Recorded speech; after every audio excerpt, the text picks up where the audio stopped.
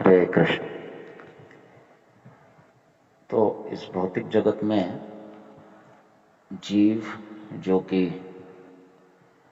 भौतिक देहात्म बुद्धि के बीच फंसा हुआ है, उसे आत्म साक्षात्कार के कई मार्ग बताए गए हैं। जैसे कि ज्ञान योग है, ध्यान योग है, कर्म योग है, सांख्य योग है, ये सब है। परंतु ये सबसे ऊंचा और श्रेष्ठ अगर कुछ बताया गया है तो भक्ति योग है। और कई बार भागवत में इसकी चर्चा हुई है। चाहे हम जीवन में कुछ भी कर ले, जब तक भगवान के श्री चरणों के प्रति हमें आसक्ति उत्पन्न नहीं होती है या भगवान के श्री चरणों के प्रति हमें प्रेम उत्पन्न नहीं होता है, तो हमारा जीवन व्यर्थ है, ऐसा कहा गया है। श्रम एव ही केवलम। तो इस जगत में रहते हुए हम जो भी कार्य कर रहे हैं, जिसे स्वानुष्ठित धर्म कहते हैं, धर्म स्वानुष्ठित पुंसाम विश्वक्सेन कथासु न उत्पादयति रतिम श्रम एव ही केवलम। भगवान विश्वक्सेन की कथा के प्रति हमें आसक्ति उत्पन्न नहीं होती है। हमारा स्व अनुष्ठित धर्म का अर्थ है हमारा जो भी नियत कर्म जो हम करते हैं, जो भी हमारा उदर निर्वाह का साधन है, उसे स्व अनुष्ठित धर्म कहते हैं। वो करते करते अगर भगवान के कथा के प्रति हमें आसक्ति उत्पन्न नहीं होती है, भगवान के श्री चरणों के प्रति अगर हमें आसक्ति उत्पन्न नहीं होती है, तो हम जो भी कर रहे हैं वो श्रम एव ही केवलम, केवल श्रम है, इससे कोई लाभ नहीं होगा। थोड़ा बहुत धन कमा लेंगे, थोड़ी बहुत समृद्धि देख लेंगे, सुख का अनुभव या इंद्रिय तृप्ति का अनुभव करेंगे, परंतु अंततोगत्वा ये सब दुख में परिवर्तित होने वाला है अगर इससे हमें भगवान की कथा के प्रति या भगवान के श्री चरणों के प्रति आसक्ति और प्रेम उत्पन्न नहीं होता है।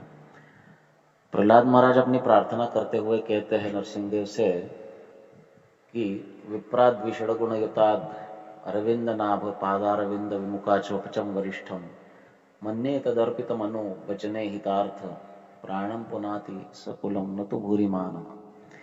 यहाँ पर प्रहलाद महाराज एक ब्राह्मण की और चांडाल की तुलना करते हैं। तो कहते हैं कि विप्रा द्विषड गुण युतात्, ब्राह्मण अगर द्विषड यानी 12 गुणों से युक्त है और वो अरविंद नाभ पादारविंद विमुख है, वो 12 गुणों से युक्त है, सभी जो ब्राह्मण के कर्तव्य है वो कर रहा है, ब्रह्म कर्म कर रहा है, सत्य का पालन कर रहा है, शौच का पालन कर रहा है, तपस्या का पालन कर रहा है, दया का पालन कर रहा है, इस आर्जवम ये जो भी 12 गुण बताए गए हैं उसका पालन ब्राह्मण कर रहा है। और ये करते करते वो भगवान के श्री चरणों के प्रति आसक्त नहीं है, उसके प्रति विमुख है। तो कहा गया है कि उससे वो चांडाल श्रेष्ठ है जो भगवान के श्री चरणों के प्रति आसक्ति उत्पन्न किया है, भगवान के नामों का जप कर रहा है, भजन कर रहा है, भगवान का कीर्तन कर रहा है, वो चांडाल उस ब्राह्मण से श्रेष्ठ है। क्यों? तो कहते हैं कि मन्ये तदर्पित मनो वचने हितार्थ प्राणम पुनाति सकुलम तु भूरिमान। ऐसा चांडाल अपने पूर्व कर्मों की वजह से गर्हित योनि में जन्म लिया है और गर्हित कर्म अभी कर रहा है, लेकिन फिर भी किसी न किसी प्रकार से भगवान के श्री चरणों के प्रति उसको आसक्ति उत्पन्न हुई, भजन कर रहा है। तो प्रहलाद महाराज कहते कि मैं मानता हूं कि वो भजन करते करते अपना सब कुछ भगवान के श्री चरणों में अर्पित करके, चाहे कितना भी गर्हित कर्म और जन्म उसका हो, लेकिन उससे वो शुद्ध हो रहा है। और ऐसा चांडाल भगवान का भजन करते करते शुद्ध होके केवल स्वयं शुद्ध नहीं होता है, संपूर्ण कुल को, परिवार को शुद्ध कर देता है। परंतु वो ब्राह्मण जो 12 गुणों से युक्त होकर ब्रह्म कर्म में लगा है, लेकिन फिर भी भगवान के श्री चरणों के प्रति आसक्ति उत्पन्न नहीं किया है, ऐसा ब्राह्मण कुल को छोड़िए स्वयं को तक शुद्ध नहीं कर पाता है। ये भेद है। और इसलिए भक्ति ये एकमेव श्रेष्ठतम साधन है इस जगत में, जो ध्यान, ज्ञान और कर्म से भी ऊपर है। और इसलिए भक्ति प्राप्त करने के लिए जो कुछ भी करना पड़े वो करना चाहिए।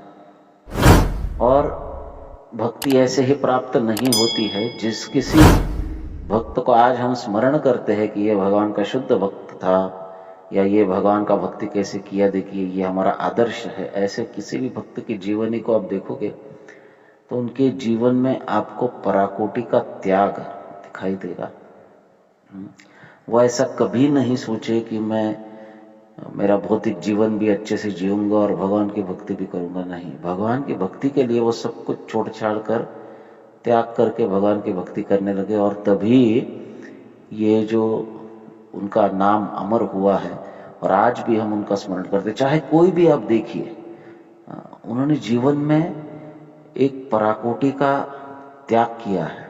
उन्होंने जीवन में एक एक्सट्रीम, बहुत ही तीव्र कार्य किया है। तो भक्ति में तीव्रता अगर नहीं होगी तो हम भगवान को प्रसन्न नहीं कर पाएंगे। तीव्रेण भक्ति योगेन, ये क्यों कहा गया है? क्योंकि भगवान उस तीव्रता को देखकर प्रसन्न होते। आप क्या कर रहे हैं, कितना कर रहे हैं, कैसे कर रहे हैं, ये ज्यादा महत्वपूर्ण नहीं होता। आप कितनी तीव्रता से उसे कर रहे हैं, उसके ऊपर भगवान प्रसन्न होते हैं। आप कितना त्याग करने की तैयारी रख रहे हैं। जैसे कहा जाता है ना, कोई व्यक्ति दान करता है, अभी जैसे जन्माष्टमी है, सभी भक्तों ने दान करना चाहिए भगवान की संतुष्टि के लिए, अवश्य दान करना चाहिए। तो कोई रकम दान करता है, कोई कुछ दान करता है, कोई कुछ दान करता है। तो भगवान ये नहीं देखते कि हमने कितनी बड़ी रकम दान की है। भगवान ये जरूर देखते हैं कि हमने अपने इंद्रिय तृप्ति के लिए कितना बचा के रखा है। तो पराकोटि का त्याग ये बहुत आवश्यक है। हमारी सुख सुविधाओं का त्याग, हमारी मन की अनुकूलता का त्याग, हमारी परिस्थिति की अनुकूलता का त्याग, ये जब तक हम नहीं करेंगे तब तक भगवान का लक्ष्य हम आकर्षित नहीं कर पाएंगे। भगवान की दृष्टि में हमें कुछ महत्व प्राप्त नहीं होगा। जब हम कुछ त्याग करते हैं तभी भगवान हमको नोटिस करते हैं। ये बहुत आवश्यक है। और त्याग भी कैसे होना चाहिए? त्याग विमजिगत नहीं होना चाहिए। जैसे कोई कुछ तपस्या करता है, कोई कुछ तपस्या करता है जिसका कोई शास्त्रिक आधार नहीं है, ऐसी तपस्या किसी भी प्रकार से फलित नहीं होगी, उसका कोई फल प्राप्त नहीं होगा। त्याग भी होना चाहिए तो वो गुरु के निर्देश अनुसार होना चाहिए। और त्याग और समर्पण, ये क्योंकि अगर गुरु के निर्देश अनुसार त्याग और समर्पण नहीं होगा तो वो त्याग और समर्पण भी हमारे अनुकूलता के अनुसार होगा, और हमारी अनुकूलता के अनुसार किया गया त्याग ये फिर एक इंद्रिय तृप्ति का ही एक परिणाम है, और इंद्रिय तृप्ति का ही एक दूसरा रूप है। तो त्याग और समर्पण गुरु के निर्देश अनुसार होना चाहिए, गुरु की संतुष्टि के लिए होना चाहिए। तो गुरु संतुष्ट होंगे तो ही कृष्ण संतुष्ट होंगे। यस्य प्रसादात् भगवत प्रसादो यस्य अप्रसादात् न गति कुतोपि। तो भगवान को संतुष्ट करना है तो गुरु के निर्देशों का पालन करते हुए करना है। और गुरु के निर्देशों का पालन कंफर्टेबली रहकर आप नहीं कर सकते, आपको उसको त्याग करना ही होगा, उसमें समर्पण का भाव लाना ही होगा। ऐसा होगा तो हम भगवान के दृष्टि में कुछ महत्व प्राप्त करेंगे, हम भगवान का लक्ष्य आकर्षित करेंगे, और इस प्रकार से भक्ति करते हुए हमारे हृदय में भगवान के प्रति आसक्ति और प्रेम उत्पन्न होगा। प्रहलाद महाराज के अनुसार जिसके हृदय में भगवान के प्रति आसक्ति और प्रेम नहीं है, वो चाहे कितना भी बड़ा ब्राह्मण ही क्यों ना हो, वो श्रेष्ठ नहीं माना जा सकता है। और अगर कोई गर्हित योनि में जन्म लिया हुआ शूद्र से भी अधम कोई चांडाल भी हो और वो भगवान के चरणों के प्रति आसक्ति उत्पन्न किया है, तो वो श्रेष्ठतर और श्रेष्ठतम है, उससे श्रेष्ठ और कोई हो नहीं सकता है। तो जीवन की भौतिक प्रतिकूलता में ही भक्ति को आगे बढ़ाया जा सकता है। भौतिक अनुकूलता हो जाती है तो व्यक्ति अनायास रूप से भोगों में लग जाता है, लेकिन प्रतिकूलता से भक्ति में प्रवृत्त होता है। तो साधकों को प्रतिकूलता की चिंता नहीं करनी चाहिए। प्रतिकूलता आती है तो भगवान से प्रार्थना करते हुए उसे भजन करना चाहिए, और किसी के जीवन में अनुकूलता है तो उसे ये नहीं भूलना चाहिए कि ये अनुकूलता भी बहुत लंबे समय तक नहीं रहने वाली है, प्रतिकूल परिस्थिति आएगी। और अगर हम अनुकूलता में भजन नहीं कर पाएंगे तो प्रतिकूलता भगवान हमारा भजन सुधारने के लिए हमको देंगे। तो इससे अच्छा है कि अगर अनुकूलता है तो भजन कर लिया जाए, और प्रतिकूलता है तो भगवान की कृपा मानकर उसका लाभ उठाकर भगवान के चरणों के प्रति आसक्ति को उत्पन्न किया जाए। हरे कृष्ण।